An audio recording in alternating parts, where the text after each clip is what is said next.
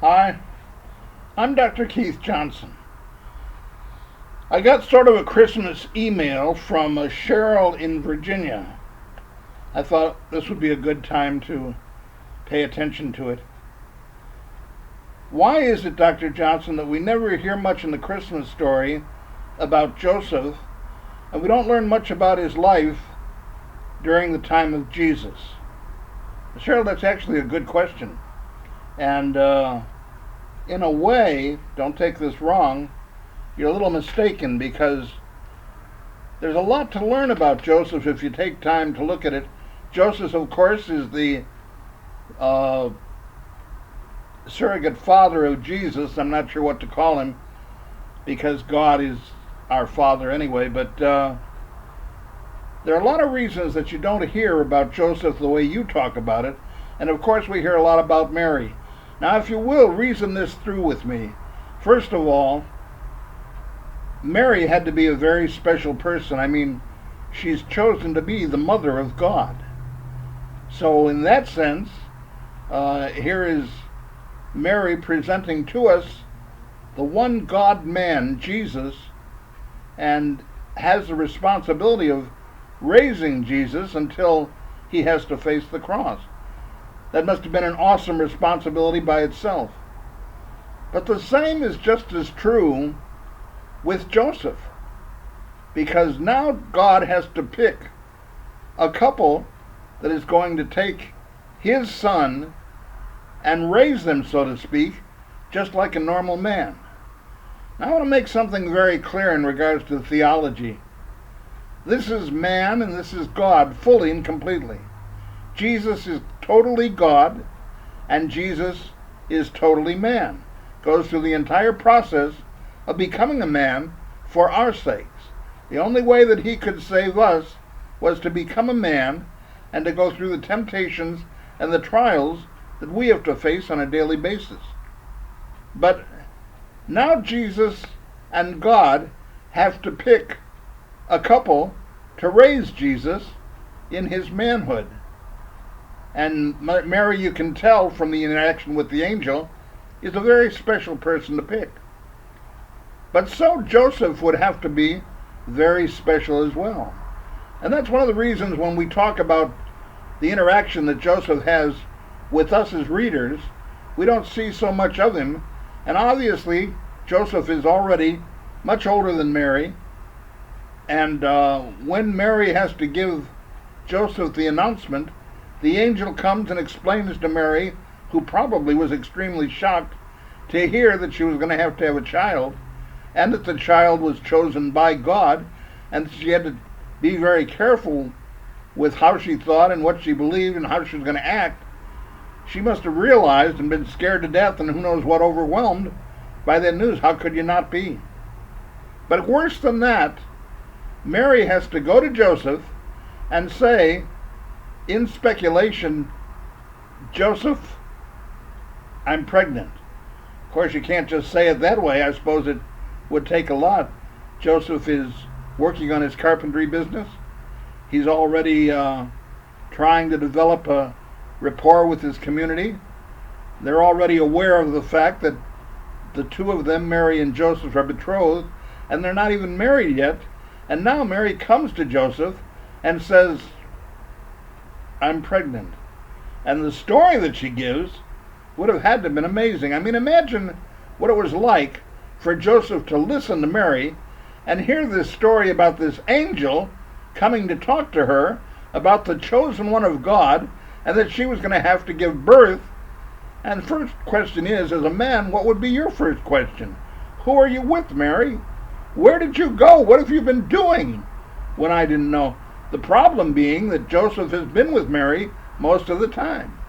And so he pretty well knows that Mary is not, so to speak, the type of person that is running around. To make a long story short, and we could go on for days in regards to Joseph, by the way, Cheryl.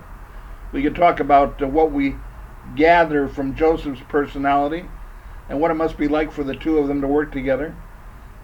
You could spend days giving seminars on what you could speculate going on, but in the news that Mary somehow brings to Joseph. I don't know if it was over coffee or if she just runs back, has to run back with her news to where Joseph is working and has to interrupt him or what have you, and to give her the news that she's pregnant.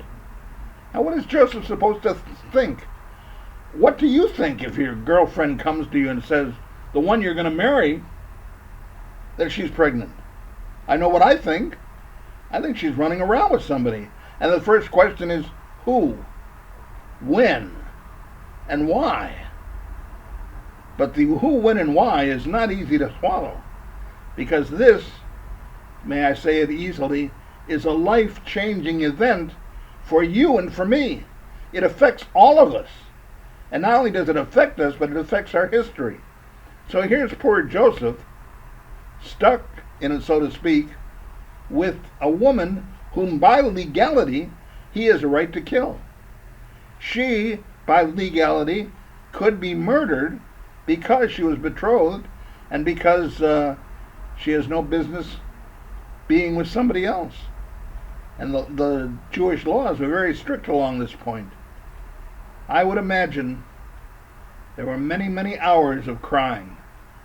Think about Joseph being by himself, and think about his trying to ponder what he's supposed to do, and the days of doubt and wondering, what am I supposed to do with this news, and how do I handle it, and how do I handle the future if Mary has the child?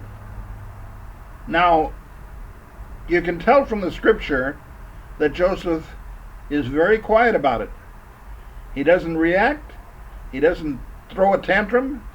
He doesn't get angry and show his boastfulness because he's irritated that his ego is attacked or affected. Instead, he not only quietly accepts the news, but allows for it to be troubled in his heart.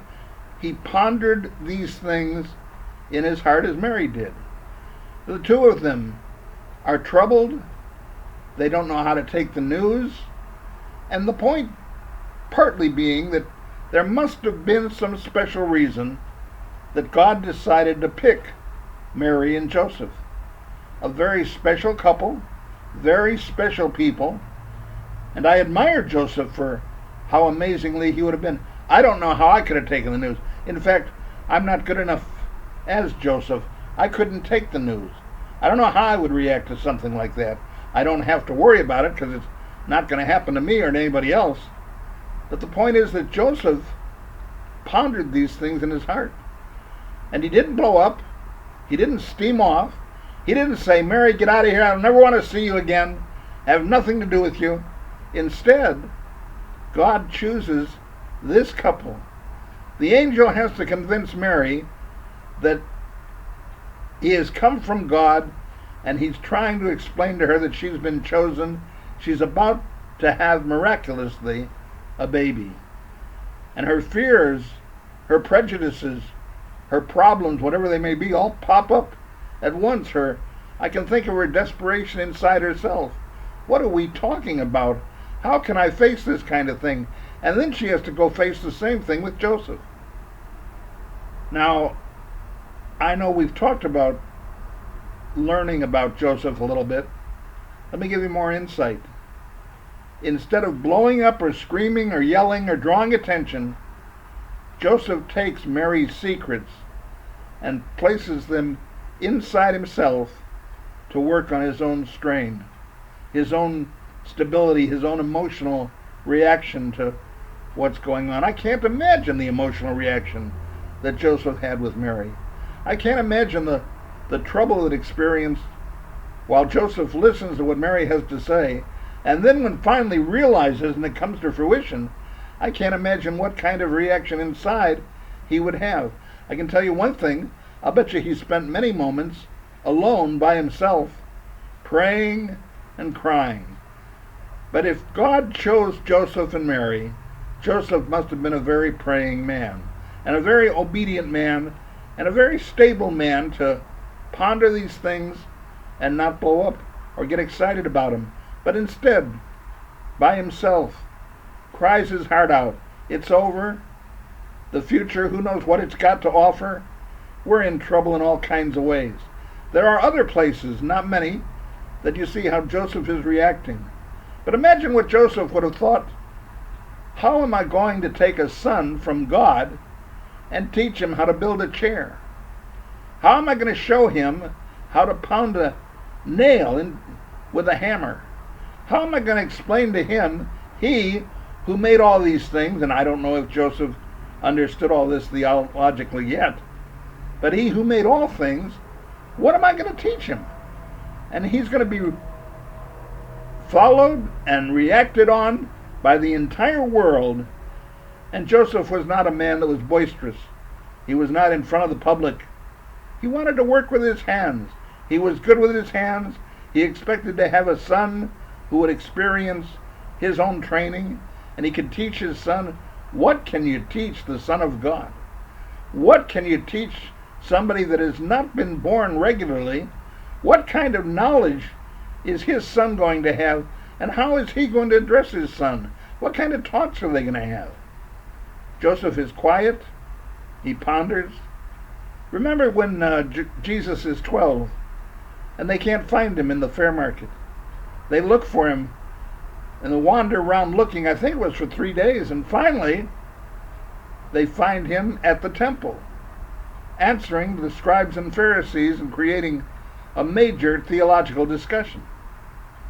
And Mary and Joseph are very angry because they finally found Jesus, and they let him know they're angry. And Jesus says, calm down. Don't you realize I should be doing my Father's business? Now, it sounds like that's very disrespectful. It's Jesus respectfully responding to both Mary and Joseph. And why could they take it so easily? Because they were not used to Jesus disrespecting them at all. And they knew that what he was saying was not disrespectful to them. And Joseph, again, who could have reacted in all kinds of ways, was very moderate, took it easy, and although they wandered home, they must have had a big discussion about that. So what did you talk about? Why were you in the temple for 3 days? Why didn't you tell us or show us where you were going to be? Don't you realize we were going to be out shopping and we'd be scared to death where you were? And whether he did or not, Jesus obviously decided, no, I'm going to show them respect, and I'm going to do exactly what they want.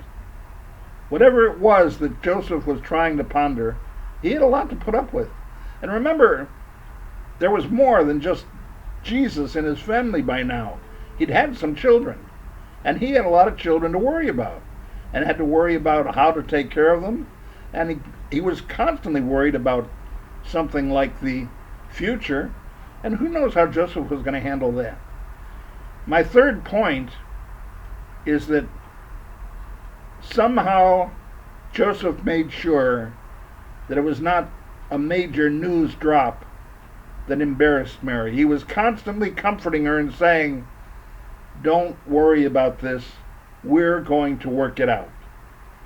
As the Bible says, he could have put her away, he could have vanished her somewhere, he could have banished her from being in the neighborhood, he could have made her a total disgrace, he could have said, this, my wife-to-be decided to run around on me, now she's pregnant, let's do what we need to do.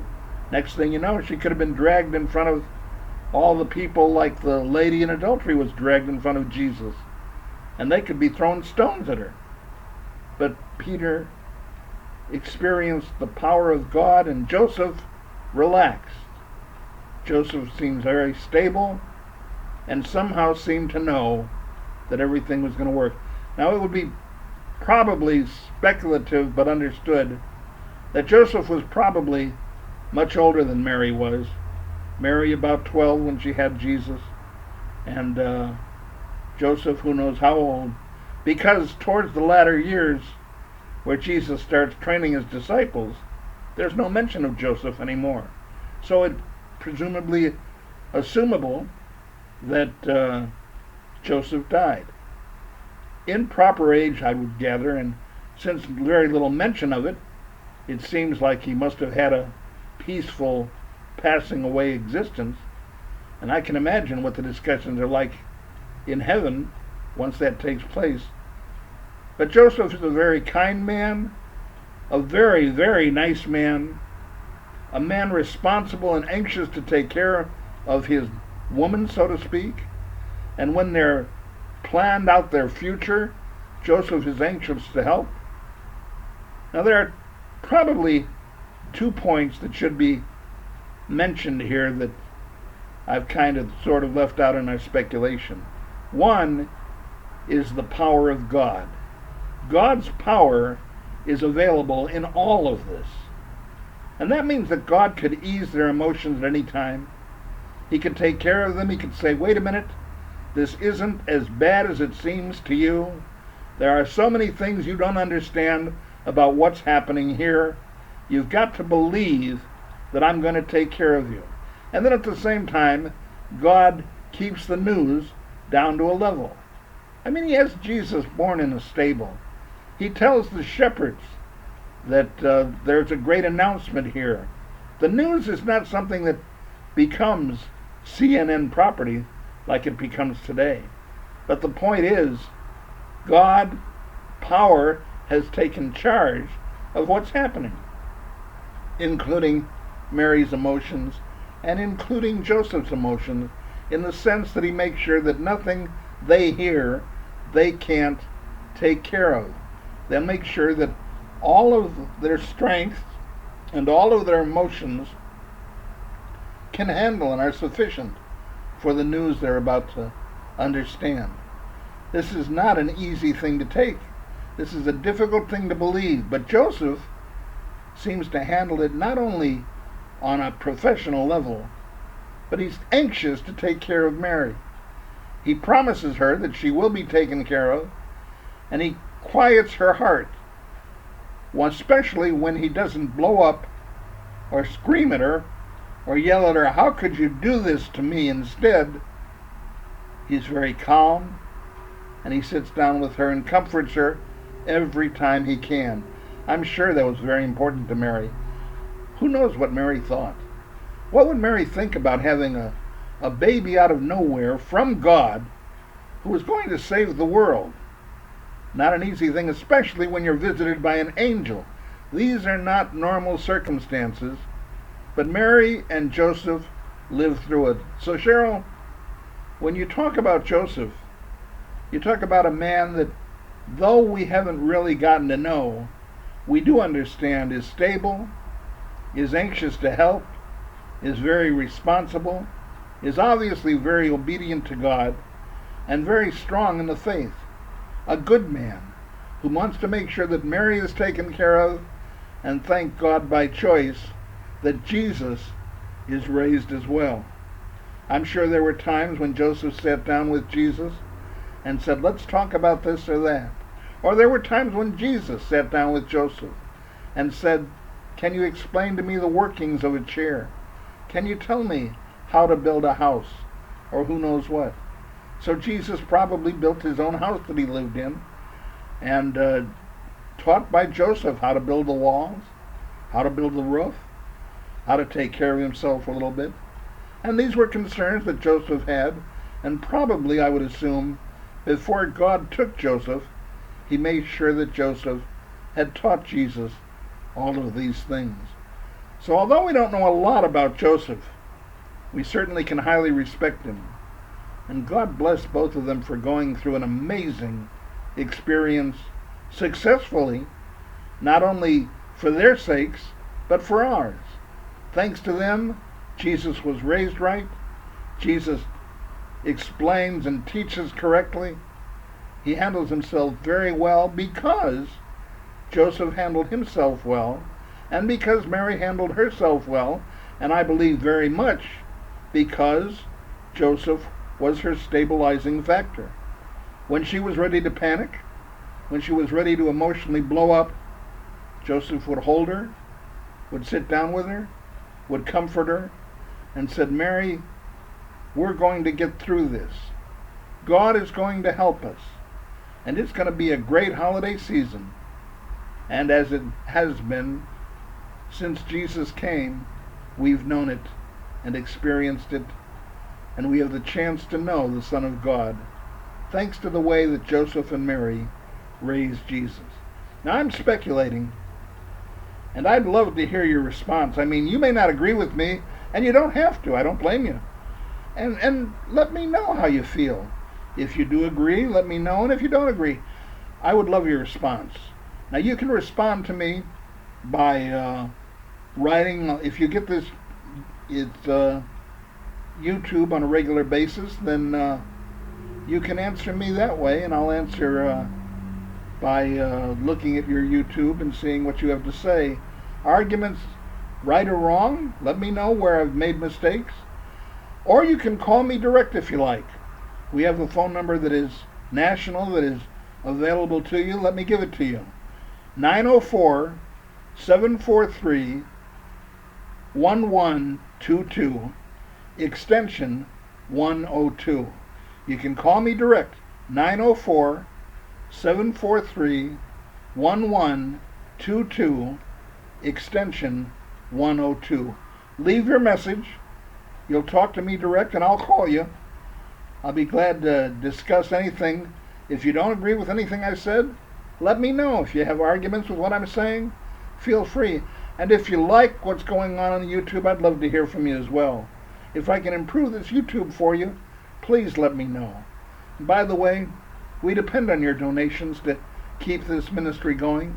I love this ministry because it's a chance to contact you, many of you that I don't know, but I've seen God work through you, and I love to hear from you. So please, call me, 904-743-1122, extension 102. May God bless you.